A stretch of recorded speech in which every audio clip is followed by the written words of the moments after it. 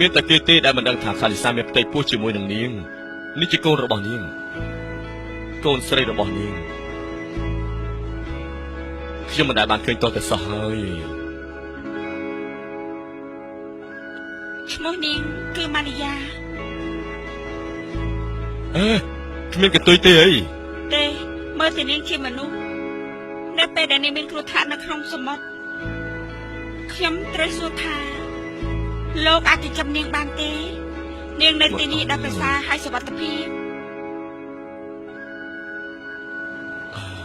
ហើយតាក៏បានយល់ព្រមតាស្រឡាញ់ចៅខ្លាំងណាស់ពេលដែលតាឃើញចៅម៉ាក់ក៏អញ្ចឹងដែរតានាងត្រូវនៅប៉ុន្តែមុនពេលដែលនាងត្រូវទៅនាងបានបំពាក់ខ្សែករូបខ្យងដល់ចៅហើយនិយាយថាវានឹងថែរក្សាចៅ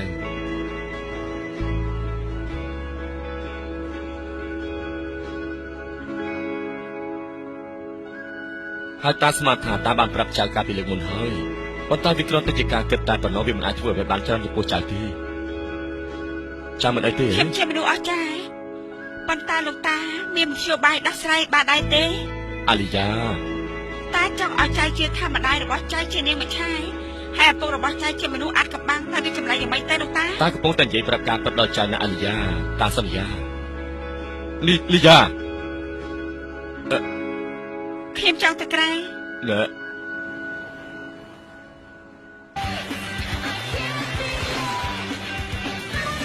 អេពេលណាអញនឹងលោកនេះជាបងប្អូនជីដូនមួយទេខ្ញុំទៅពេទ្យពិនិត្យជំងឺហើយណា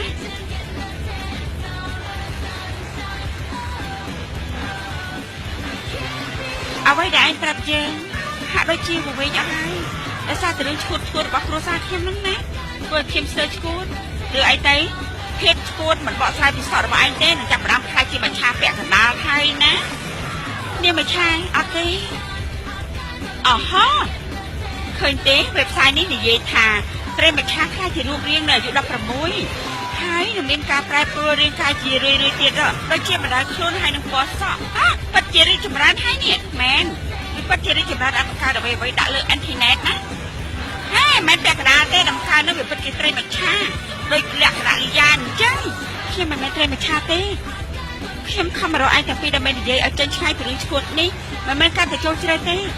ខ្ញុំត្រូវការជំនួយខ្ញុំគិតថាខ្ញុំអាចដកដង្ហើមក្នុងទឹកបានគិតថាត្រីដូហ្វីបាននិយាយជាមួយខ្ញុំនឹងហើយជាហេតុផលមួយនោះហា